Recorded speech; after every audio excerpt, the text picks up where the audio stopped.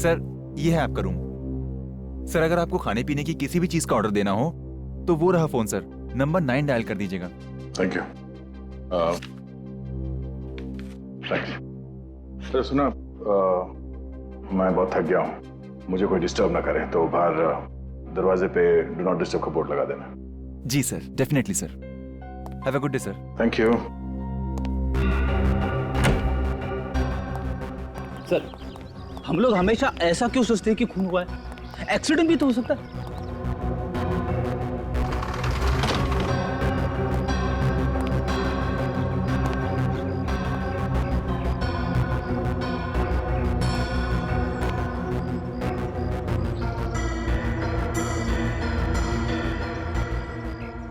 हमारे आने से पहले यहाँ की पुलिस भी तो 8-9 दफा छानबीन कर चुकी है ना। सब लोगों ने कूद के आत्महत्या की है, यही एक जगह मिली आत्महत्या करने के लिए।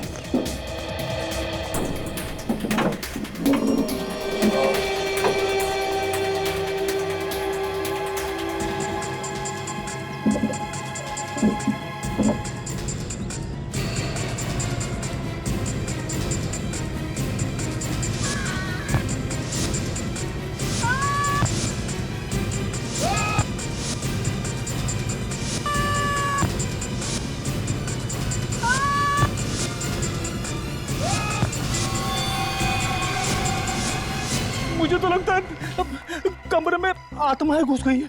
फिर भाई सर आत्मा कहती है कुछ जा, आदमी कुछ जाता है। फ्रेडी, अगर मैं थोड़ी देर तुम्हारे साथ और रहा ना, मैं खुद आत्मा बन जाऊंगा।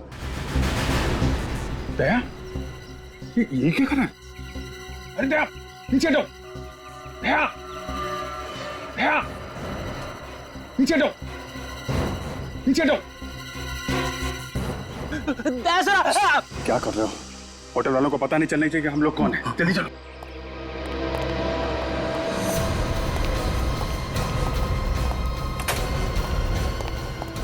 अरे दया, ये क्या पागलपन है? नीचे उतरो यार। सर प्लीज नीचे उतर जाइए। आप आत्महत्या क्यों करना चाहते हैं? फ्रेडी, मैं आत्महत्या क्यों करूंगा? मैं अभी तक तुमसे इतना परेशान नहीं हुआ हूँ।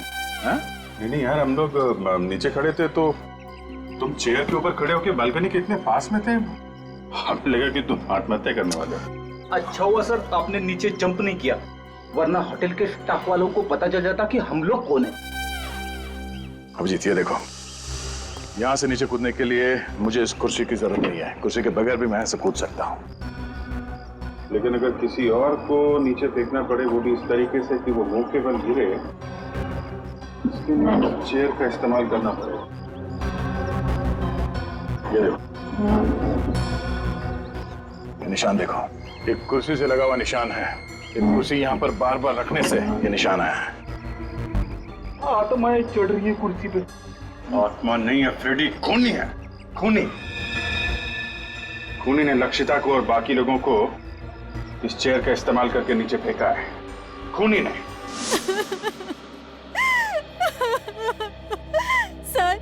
सर प्लीज मेरी मदद कीजिए।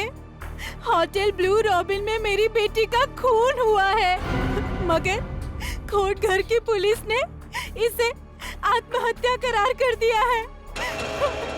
माया जी, आप चिंता मत कीजिए।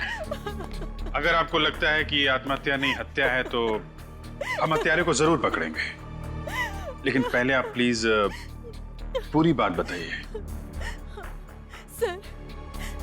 सर रात को 2 बजे होटल से फोन आया कि मेरी बेटी लक्षिता ने अपने कमरे से कूदकर सुसाइड कर लिया है।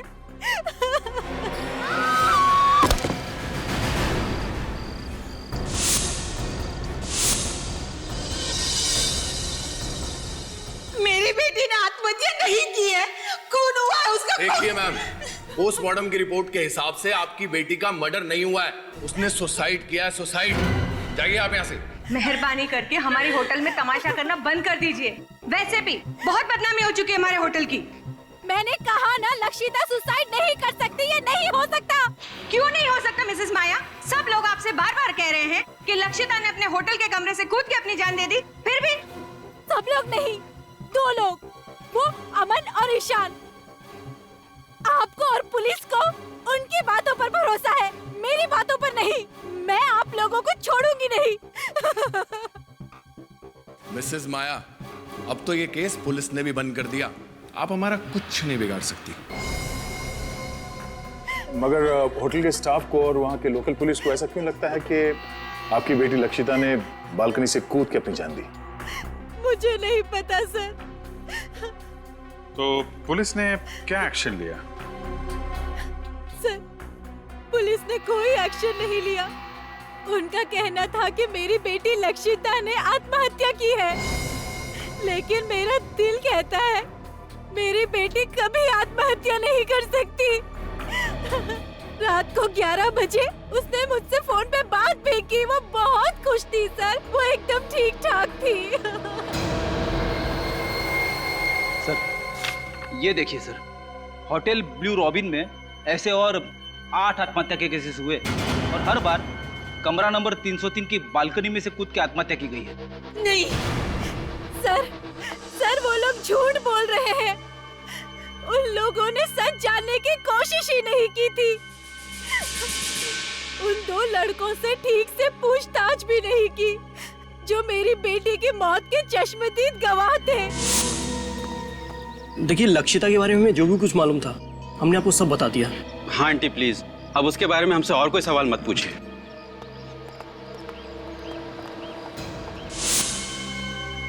सर, ये रिपोर्ट देख लीजिए।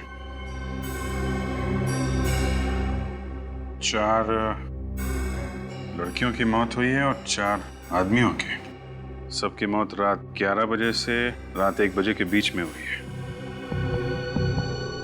और पुलिस को किसी पे शक नहीं? हाँ सर, उनका कहना है कि लक्षिता की तरह बाकी 8 लोगों ने जब कमरा नंबर 303 की बालकनी में से कूद के आत्महत्या की तब कमरे में और कोई नहीं था। पूरा कोटघर उस होटल की बालकनी को भूतिया बालकनी कहता है। अगर उस होटल में ये सब हो क्या रहा है? ये तो पता लगाना पड़ेगा दया। 9 अलग अलग लोगों ने एक ही कमरे की बालकनी से कूद के आत्महत्या क्यों की? आखिर ऐसा है क्या उस बालकनी में? इस कमरे में बहुत बड़ा राज छिपा हुआ है। होटल के स्टाफ को और होटल के मालिक को सब पता होगा कि सब क्यों हो रहा है।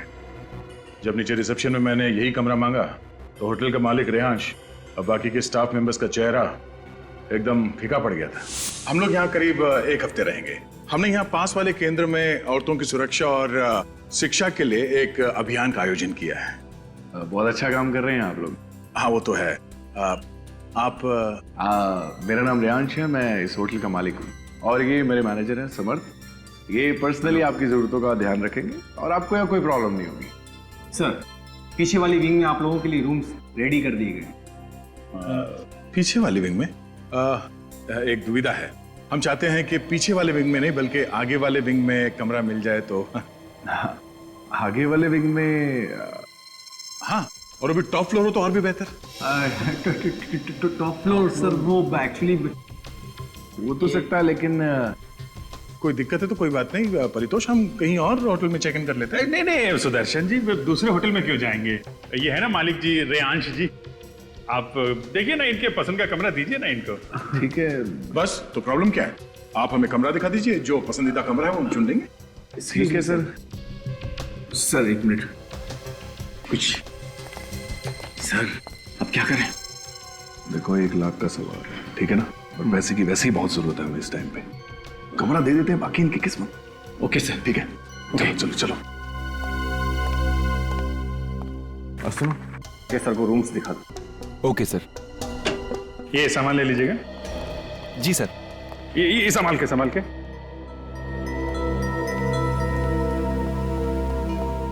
जिस कमरे से आत्महत्याएं हो रही हैं उसके बगल वाला भी कमरा चेक करना पड़ेगा। रेडी? ठीक है, नीचे का कॉरिडोर चेक कर लो। पूर्वी,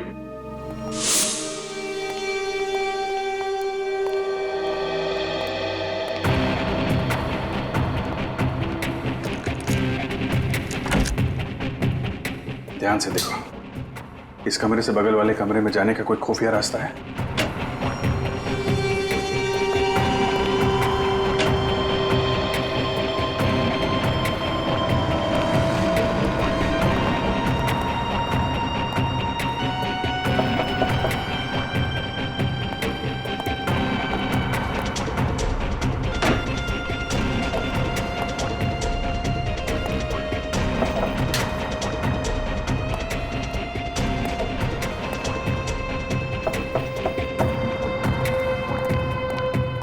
सर ऐसा कोई खुफिया रास्ता तो दिखाई नहीं दे रहा। कोई ना कोई रास्ता तो होगा पूर्वी, हमें नजर नहीं आ रहा है।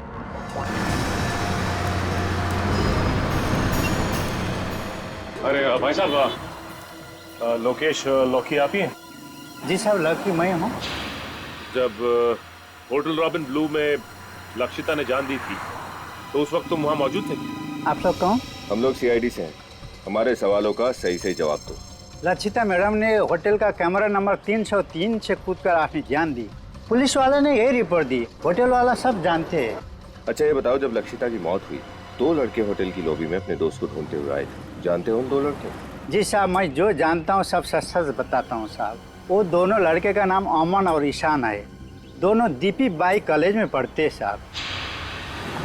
ये डीपी बाई कॉलेज कहाँ है? ये 10 नंबर रोड पर है। तुम इन दोनों को जानते कैसे? वो दोनों होटल के कॉफी शॉप में अक्सर कॉफी पीना आया करते थे। उस दिन वो लोग ने शराब भी पिया था और लक्षिता मैडम के साथ कुछ अनबन भी हुई थी। ठीक है, सीआईडी तुमसे पूछताछ करने आई थी, ये बात अपने तक ही रखना, समझ गए? एक्सक्यूज मी, आप यहाँ पे ईशान और अमन कहाँ बैठे हो? तुम्हारा दिमाग खराब हो गया ईशान? अरे ऐसे कैसे कोर्ट घर छोड़ के चले जाएं? एक्सक्यूज मी, यहाँ पे ईशान और उसका दोस्त बैठे हैं? पता नहीं। सच सच बताओ, मुझसे क्या छुपा रहे हो तुम? अमन, मैं तुमसे कुछ भी नहीं छुपा रहा हूँ। जो कुछ भी हुआ हमारे सामने हुआ। हमारे सामने से विकी होटल से गायब हो गया। ईशान और अमन कहीं बैठे हैं क्या? इसका मतलब समझते हो तुम? मैं तो समझता हूँ, पर शायद तुम नहीं समझते हो कि ये बात कितनी सीरियस है। कल से खुद चुप चुप बैठे हुए हो, मुझे भी चुप रहने को कह रहे हो। एक्सक्यूज मी, ये ईशान और अमन कहीं बैठे हैं क्या यहाँ पे आसपास? जी वहाँ पर। वो सामने उस टेबल पर? जी। उसके माँ बाप को फोन करने से मना कर रहे हो, पुलिस में रिपोर्ट लिखाने को मना कर रहे हो, क्यों? क्योंकि मैं जो भी कुछ कर रहा हूँ हमारी भलाई के लिए कर रहा हूँ, भलाई के लिए। समझ रहे हो कि तुम? बिलीव करो मुझ पे। क्या बिलीव करूं मैं तुम पर? देख, आखिरी बार तूने ही विकी को होटल में देखा था ना? कहीं ऐसा तो नहीं कि तुमने ही विकी को? तुम मुझ पे शक कर रहे हो? वैसे शक तो हमें तुम दोनों पे ही है। आप लोग कौन है? हम लोग सीआईडी से, और ये जानना चाहते हैं कि विकी के गायब होने की बात तुमने पुलिस से छुपाई क्यों? सर मुझे कुछ नहीं पता सर। मैं और अमन उस रात विकी का इंतजार करते रहे और जब वो नहीं आया तो हम लोग घर चले गए। ईशान सर विकी के पीछे पीछे होटल के कमरे तक गया था। वैसे किसे क्या डायलॉग बोलना है तुम लोग ने रिहर्स नहीं किया? ये कुछ और बोल रहा है, तुम कुछ और बोल रहे हो। सच सच बताओ कि हुआ क्या था, वरना सबके सामने से तुम्हें घसीटते हुए ले जाएंगे। देखो, हमें अच्छी तरह से पता है कि लक्षिता के साथ छेड़छाड़ की है तुम लोगों ने, लेकिन अगर तुम दोनों निर्दोष हो तो सच्चाई छुपाने की कोशिश मत करो, वरना तुम दोनों के दोनों कॉलेज से रेस्टिकेट कर दिए जाओगे। मैं नहीं सर, ये कल रात से कुछ छुपा रहा है सर, मुझे भी नहीं बता रहा है। इसी ने आखिरी बार विकी को देखा था सर। हाँ सर, मैं विकी के पीछे गया था। जब मैं, अमन और विकी उस रात होटल ब्लू रॉबिन पहुंचे तो हम तीनों ने बहुत पी रखी थी सर। लक्षिता वहां पर भीगी हुई हालत में आई और लक्षिता होटल में चेक इन करने के लिए रिसेप्शन काउंटर में गई और हेलो, मेरा नाम लक्षिता है। इस होटल में मैंने एक रूम बुक कराया था। प्लीज आप मुझे मेरा रूम नंबर बताएंगी? एक मिनट मैम, मैं चेक कर लेती हूँ।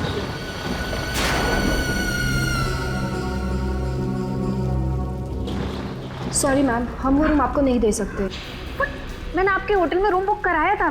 प्लीज आप फिर से देखिए। मैम उस रूम में काम चल रहा है। आपके होटल में कुछ भी काम चल रहा हो, ये मेरी प्रॉब्लम नहीं है। आपके होटल में मैंने रूम बुक कराया था और इसके लिए मैंने आपको एडवांस भी दिया था। अब मुझे मेरा रूम चाहिए बस। मैम आप यहाँ लॉबी में ही वेट कर लीजिए, सुबह तो कोई ना कोई रूम खाली हो जाएगा। क्या? यहाँ इस भीगी हुई हालत में इनके साथ? इन्होंने तो शराब पी रखी है। इनके साथ मैं सुबह तक इस लॉबी में बैठने वाली नहीं हूँ।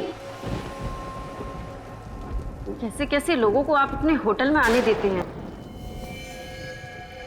देखिए सर, आप कैसे कर रहे हैं अपने क्लाइंट के साथ? मैंने ऑलरेडी एक रूम बुक कराया था और आप बोल रहे हैं उसमें रिपेयरिंग का काम है। मैम, मेरा नाम समर्थ है, मैं इस होटल का मैनेजर हूँ। ओह, क्या प्रॉब्लम है? सर मिस लक्षिता को जिस विंग में रूम दिया था उस विंग में काम चल रहा है। ओह, तो दूसरी विंग में कोई रूम खाली? विंग बी में एक रूम है पर वो सुबह खाली होगा, तब तक इन्हें यहीं लॉबी में वेट करना होगा। वो मैं हरगिज करने वाली नहीं हूँ। अगर आप लोगों को प्रॉब्लम थी तो आपको मेरी बुकिंग एक्सेप्ट ही नहीं करनी चाहिए थी। Relax ma'am. मैम ओफो, शहर में मैं किसी को नहीं जानती हूँ। सर वो ए विंग में 3rd फ्लोर पे वो रूम था ना, क्या नंबर था उसका? तो ठीक है ना, आप वो रूम मुझे दे दीजिए प्लीज सर। प्लीज सर थोड़ा सा जल्दी कर दीजिए, मैं ऑलरेडी पूरी भीगी हुई हूँ। एक काम करो, बेल बॉय को कॉल करो और मैं एक बार सामान रूम में शिफ्ट करवाओ। जब तक अब ये फॉर्मेलिटीज कंप्लीट कर श्योर श्योर श्योर।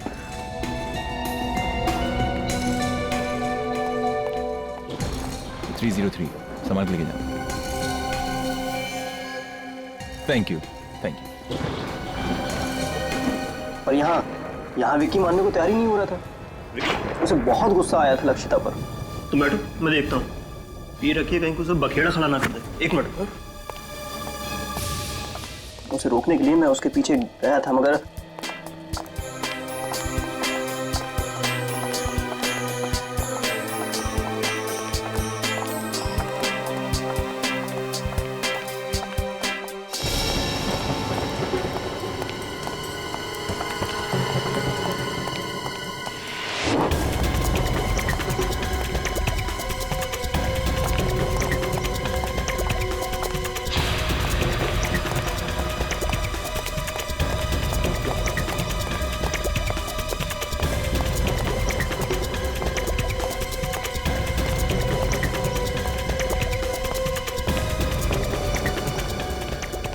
जब मैंने विक्की को रूम नंबर 303 की तरफ जाते हुए देखा तो मैं घबरा गया सर, क्योंकि वो रूम तो लक्षिता को दिया गया था। नशे में विक्की का गुस्सा काबू में नहीं रहता। मुझे डर था कि कहीं वो लक्षिता को कुछ कर ना दे।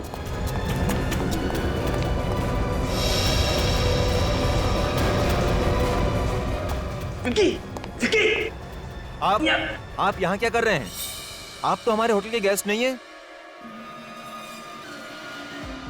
आप प्लीज लॉबी में चले जाइए, प्लीज चलिए। होटल के स्टाफ को विक्की के बारे में कुछ भी नहीं पता है। बस मन में प्रार्थना करने लगा कि विक्की लक्षिता पर हाथ ना उठाए, और चुपचाप वापस लॉबी में आ गया। चलो बहुत देर हो गया। कहाँ रह गया यार ये? 3 घंटे बीत गए सर, फिर भी जब विक्की वापस नहीं आया तो अमन और मैं होटल से चले गए। और क्या करते सर, बारिश भी रुक गई थी। अब होटल लॉबी में बैठने का कोई भी बहाना नहीं था हमारे पास। जिस लड़की से कुछ देर पहले हम लोग झगड़ रहे थे, उसे हमारे सामने दम तोड़ते हुए देखकर हम लोग बौखला गए। डर के मारे हमने ऊपर रूम की तरफ नहीं देखा। समर साहब, समर साहब, जल्दी आइए। समर साहब देखिए। Oh my God,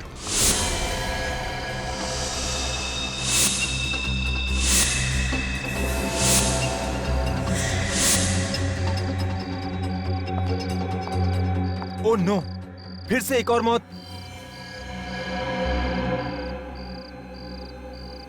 miss Lakshita. 303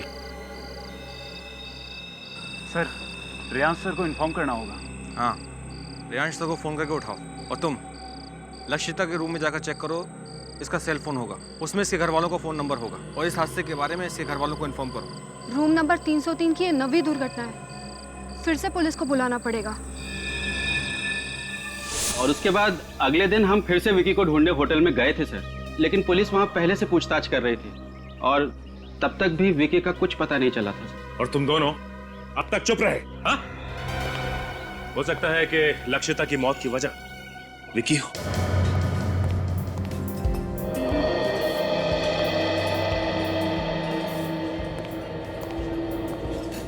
हो ना हो ये विकी इसी होटल में।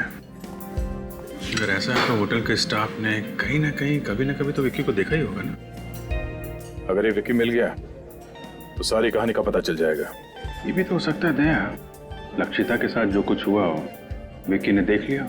हो सकता है, और यहाँ के स्टाफ ने उसे पकड़ के ठिकाने लगा दिया होगा।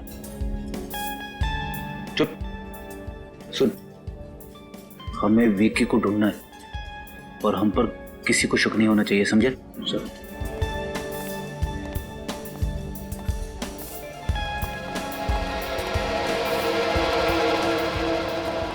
चले भाई, चल उधर। क्यों रे फेंको? हाँ, बहुत ऊंचा ऊंचा फेंक रहा था ना। क्या हुआ? पैसे का क्या हुआ? हाँ, कब दे रहा है? इंस्टॉलमेंट निकालता है कि इधर ही तेरा डाउन पेमेंट कर डाले। देखो, पहले छोड़ो मेरे बेटे को, छोड़ो इसे। इसे कहो कि हमारी पैसे डिले कर दे, हम हमारी पकड़ भी डिले कर देंगे। एक्सक्यूज मी, एक प्लीज।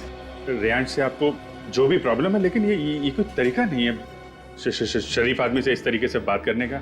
शरीफ, बहुत देख ली इसकी शराफत।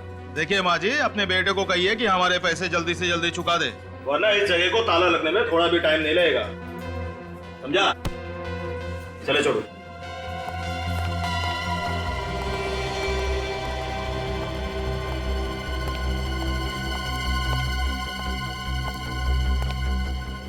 चलो मेरे साथ। ये लगता है आत्महत्या की आड़ में हत्याएं हो रही हैं यहाँ पे। कहीं इन हत्याओं का संबंध इस बात से तो नहीं कि ये होटल कर्ज में डूबा हुआ है?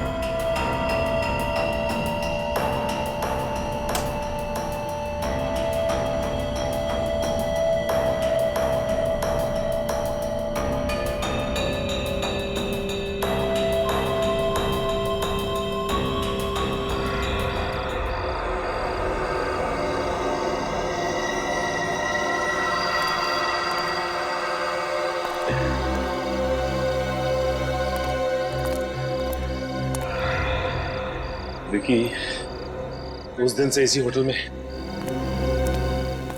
लेकिन होटल वालों को पता ही नहीं। ऐसा तो नहीं कि विकी का भी मर्डर हो गया? सर मुझे तो लगता है कि इन्होंने विकी की लाश को इस होटल के बाहर के ठिकाने लगा दिया।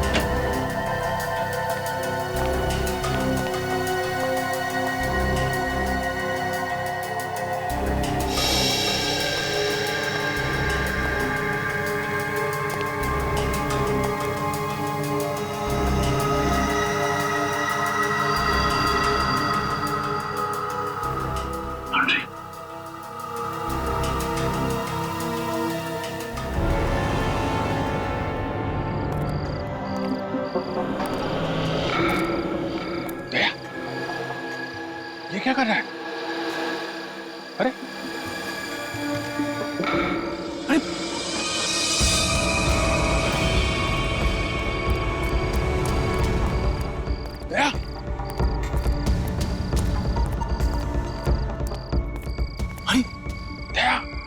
क्या कर रहे हो? क्या सर? अरे क्या कर रहा है ये? दया, क्या कर रहे हो?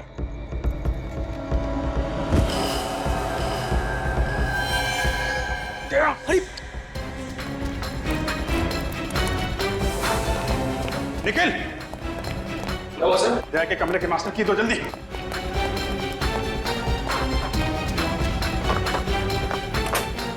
दया, ये क्या कर रहे हो? दया,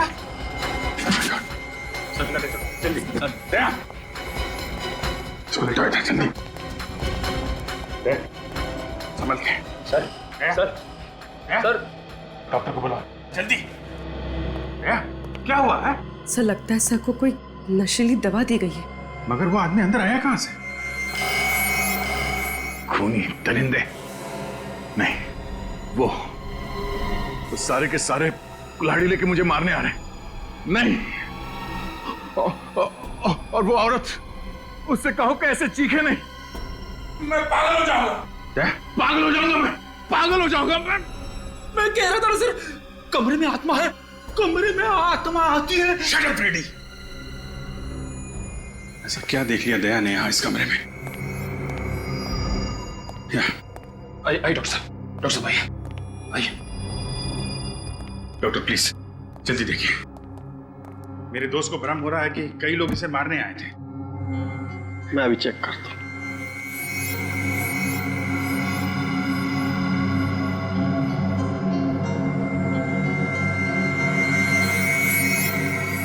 लगता है इन्हें कोई नशीली दवा दी गई है, लेकिन आप लोग चिंता मत कीजिए, मैं एक इंजेक्शन दे देता हूँ, थोड़ी देर में बिल्कुल नॉर्मल हो जाएगा।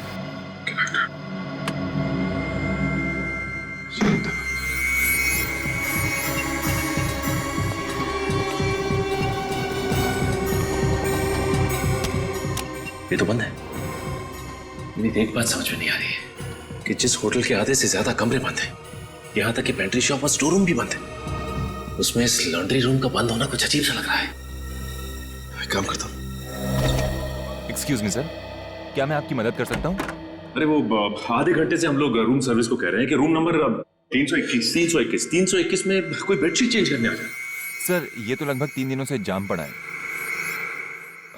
मैं दूसरे विंग से बेडशीट भिजवाता हूँ। प्लीज थोड़ा जल्दी कीजिए। Okay okay sir. सर 3 दिन पहले तो लक्षिता की मौत हुई थी।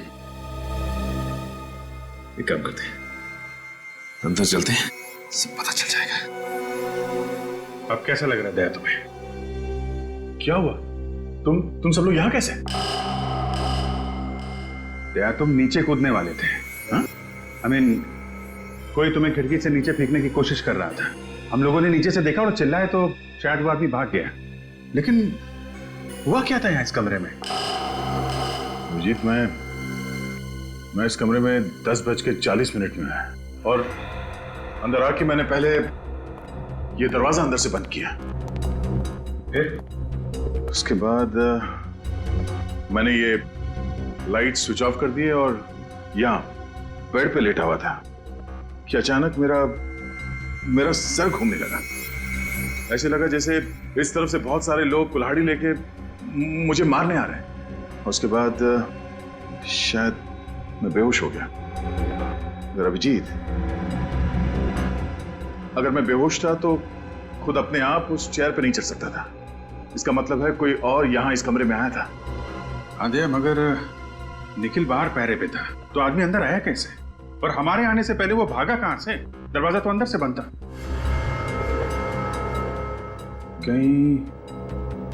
कहीं वो नशीली चीज तुम्हें किसी ने सूंघा तो नहीं दी? मगर कमरे में तो मैंने किसी भी चीज को नहीं सूंघा था। एक सेकेंड, ये जब मैं डिनर करने कमरे से बाहर गया उस वक्त ये मशीन कमरे में तो थी नहीं, और जब वापस आया उसके बाद भी मैंने किसी रूम सर्विस वाले को नहीं बुलाया, तो फिर ये मॉस्किटो रिपेलेंट कमरे के अंदर आया कहां से?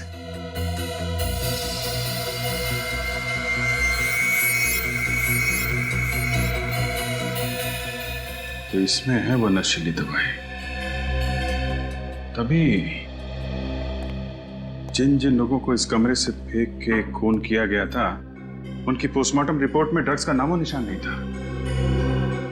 उन सबको ये नशीली दवाई सुंघाई गई थी, जिसकी वजह से वो बेहोश हुए थे और उनका खून कर दिया गया।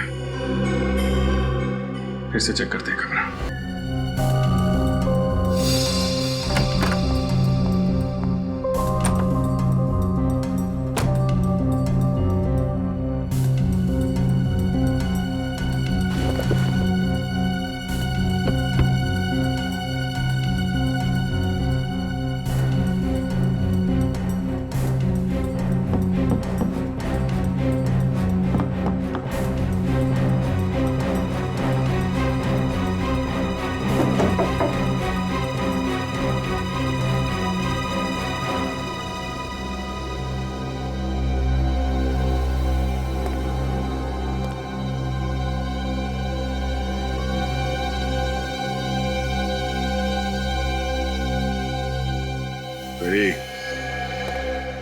ये देखो प्रोजेक्टर, इसमें है तुम्हारी वो आत्मा।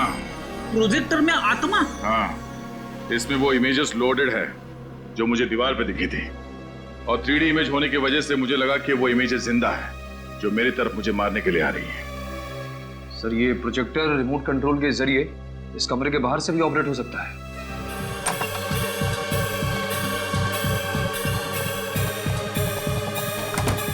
बहुत बदबू आ रही है, शायद इधर से।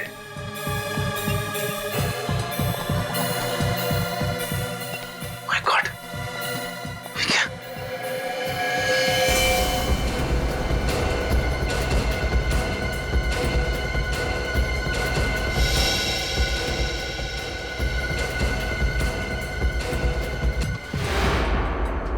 चाकू लगा ऐसे?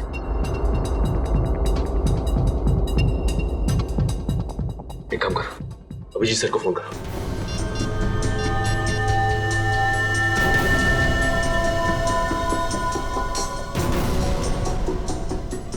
विकी,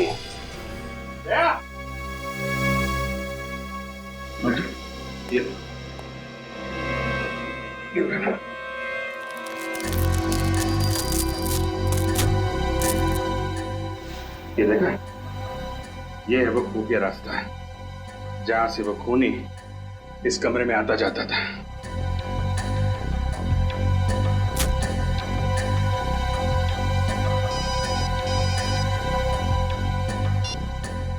अविनीत, अच्छा रुको वहीं पे, विकी की लाश मिली है। निकल, होटल के मालिक और मैनेजर को लॉन्ड्री रूम में बुलाओ।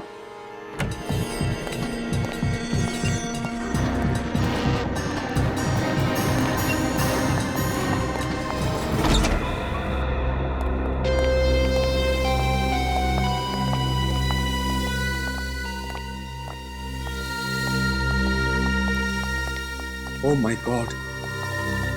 अरे अरे, कोई पुलिस को बुलाओ यार। रिलैक्स मिस्टर रेयांश, सीआईडी की पूरी टीम है यहाँ पे। सीआईडी? लेकिन आप लोग तो... देखिए, हम लोग ना तो एनजीओ से हैं, ना ही मेरा नाम परितोष है। हम सब लोग सीआईडी से हैं। मगर आप सबने हमसे अपनी पहचान क्यों छुपाई? रूम नंबर 303 में लक्षिता और बाकी के 9 लोगों की मौत हुई है। उसी की तहकीकात करने के लिए हमें अपनी पहचान छुपानी पड़ी। और वो खून कैसे हो रहे हैं, इसका पता लगा लिया हमने। सर, गले पे उंगलियों के निशान है सर, ग्रीस लगा हुआ है। सर, इस ग्रीस की वजह से खूनी के फिंगरप्रिंट्स, ये देखिए, इसके गले पे साफ दिखाई दे रहा है। मतलब जब इस विकी का खून हुआ तब खूनी के हाथ में ग्रीस लगा हुआ था। हो सकता है यहाँ आने से पहले उसकी कार खराब हो गई हो और उसने खुद ही कार रिपेयर करने की कोशिश की हो। क्या उस रात आप में से किसी की या किसी होटल गेस्ट की गाड़ी खराब हुई थी? देखिए, चुप रहने से कोई फायदा नहीं है। खूनी की उंगलियों के निशान विक्की के गर्दन पे छप चुके हैं। आप सबके फिंगरप्रिंट से मैच करके देख सकते हैं हम लोग, समझे आप? सर, कल तो मेरी गाड़ी खराब हुई थी, लेकिन वो मैंने नहीं, केतन ने रिपेयर की थी। सर, केतन ही तो इस रूम का इंचार्ज है और पिछले 2-3 दिनों से इस रूम के लॉक के रिपेयर की बात को टाल रहा था। बुलाओ इस केतन। बुलाओ केतन। तो वो तो होटल में नहीं है। अच्छा, तो फरार होने की तैयारी में होगा ये। लेकिन सर कोटगढ़ में तो ना ही कोई एयरपोर्ट है और ना ही कोई रेलवे स्टेशन। बस स्टैंड तो है। हाँ सर, बस स्टैंड तो है, लेकिन उससे इस टाइम कोई बस नहीं मिलेगी, क्योंकि कोटगढ़ से सबसे पहली बस सुबह 9:30 बजे ही निकलती है। सुबह 9:30 बजे? और सुबह होने में ज्यादा देर है नहीं।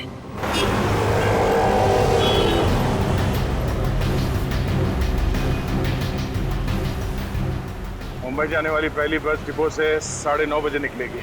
उसे किसी भी हाल में डिपो में दबोचना बहुत जरूरी है। सर, अगर हम रात को ही डिपोट पे पहरा देते तो शायद ठीक रहता। नहीं विनीत, वार तब करना चाहिए जब लोहा गर्म हो। अगर केतन को पता चल जाता कि हम बस डिपो पे उसका इंतजार कर रहे हैं तो वहां से भागने का कोई और रास्ता निकाल लेता।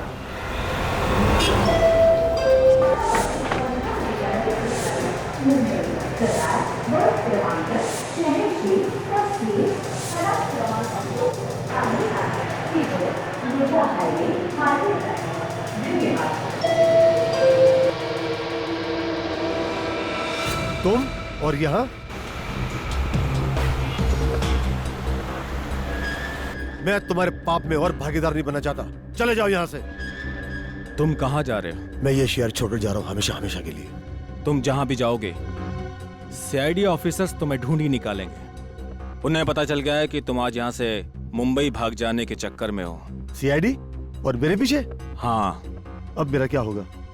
देखो, तुमने मेरी बहुत मदद की है। मैं तुम्हारा कर्ज उतारना चाहता हूँ। मुझे कर्ज उतारने का एक मौका दो।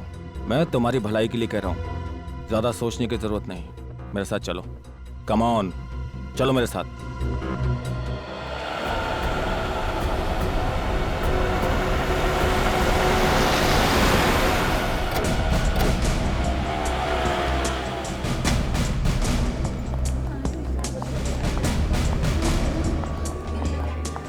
एक्सक्यूज मी, आपने ये आदमी को देखा है कहीं?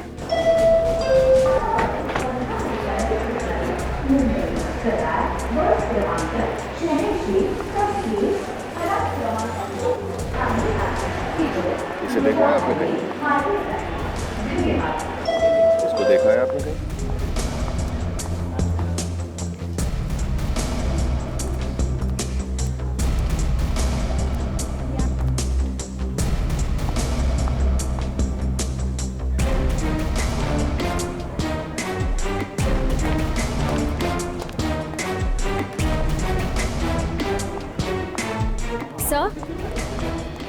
सर, केतन को यहाँ किसी ने नहीं देखा। नहीं विनीत, यहाँ आते जाते सभी यात्रियों पर कड़ी नजर रखो। हो सकता है वो यहाँ से भेज बदल के भागने के चक्कर में।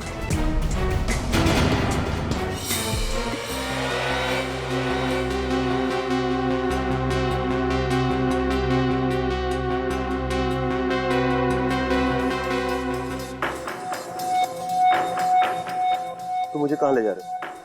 आखिर यहाँ से बचकर भागने का प्लान क्या तुम्हारा? मौत। मौत? किसकी मौत? तुम्हारी मौत। आखिर ऐसे कब तक भागते रहोगे?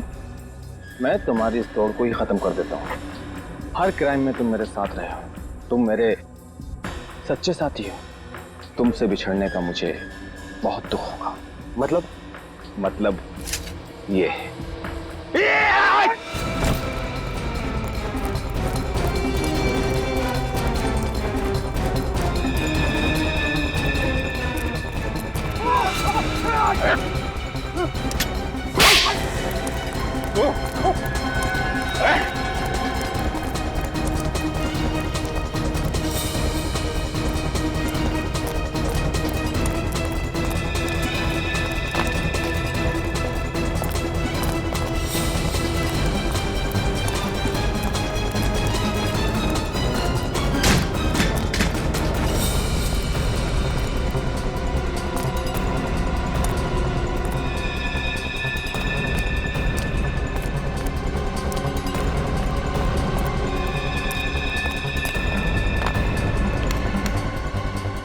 सुबह सुबह जॉगिंग करना सेहत के लिए बहुत अच्छी होती है।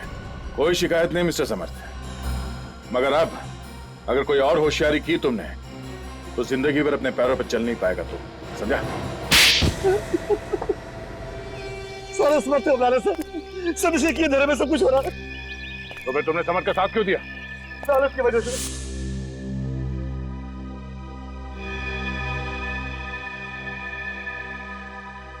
इसने मुझे 10% का पार्टनर बनाने का वादा किया था। मिस्टर समर्थ, तुम तो होटल ब्लू रॉबिन के मैनेजर थे, हाँ? होटल की सारी जिम्मेदारी तुम्हारी थी, तो फिर तुमने ये सब क्यों किया? सच तो यह है कि होटल ब्लू रॉबिन मेरा है। मैं उस होटल का असली मालिक हूँ। क्या?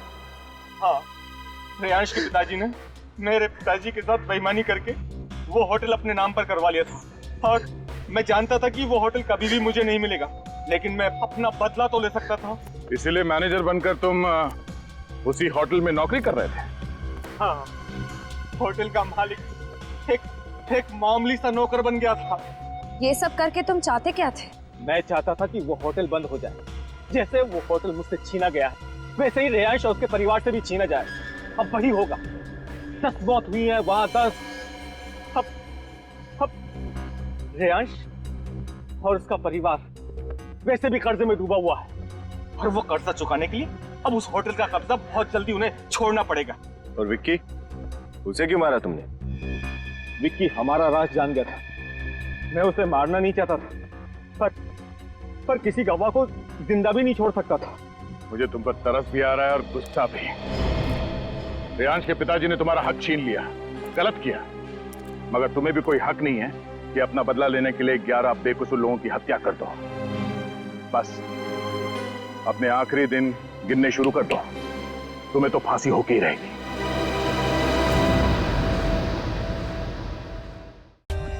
For more updates, subscribe to our channel, click the show links and enjoy watching the videos.